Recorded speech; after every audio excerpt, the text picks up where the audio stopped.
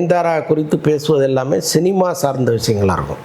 இப்போ சினிமாவில் ஒரு தயாரிப்பாளர் அல்லது ஒரு ஷூட்டிங் ஸ்பாட்டு அவங்க இப்படி நடந்துக்கிட்டாங்க, அதனால் தயாரிப்பாளர் என்ன பாதிக்கப்பட்டார் அல்லது ஒரு இயக்குனர் என்ன முறையில் பாதிக்கப்பட்டார், இப்படி தான் நம்ம பேசியிருக்குமே தவிர ஒரு வன்மத்தோடு அவங்க தனிப்பட்ட முறையில் நம்ம அவங்கள எப்போவுமே பேசுனது கிடையாது.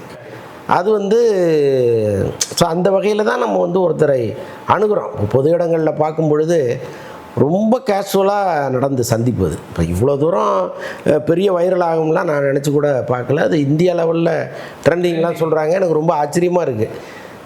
யாரோ யாரையோ சந்திக்கிறாங்க, அவ்வளோதானே. அது எதுக்கு இவ்வளோ இம்பார்ட்டன்ஸ் அதில்ங்கிறது எனக்கு புரியல. நாங்கள் கூட அந்த வீடியோவை வெளியிடாமல் இருந்திருக்கலாம், அந்த ஃபோட்டோவையும் நம்ம வெளியிடாமல் இருந்திருக்கலாம்.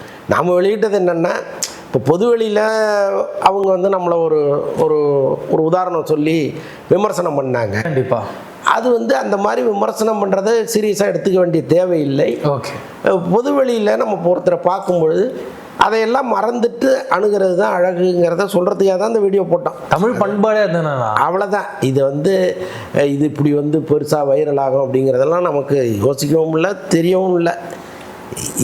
நாங்கள் எங்களுக்கு அவங்க மேலே கோபம் இல்லை, அவங்களுக்கும் எங்கள் மேலே கோபம் இல்லை அப்படின்னு சொல்லுவதற்கான ஒரு டூல் தான் அது, வேறு ஒன்றுமே கிடையாது. அது இவ்வளோ பெரிய விவாதத்தை கிரியேட் பண்ணும்னு இந்த நிமிஷம் வரைக்கும் நான் யோசிச்சு கூட பார்க்கல. நிறைய பேர் அதை பற்றி தான் கேள்வி கேட்குறாங்க. எனக்கு நிறைய ஃபோன் கால்ஸ் வர்றதும் அதை பற்றியாக தான் இருக்குது. என்னங்க பார்த்தீங்க, என்னங்க ஆச்சு, அது எப்படி என்ன நடந்துச்சு,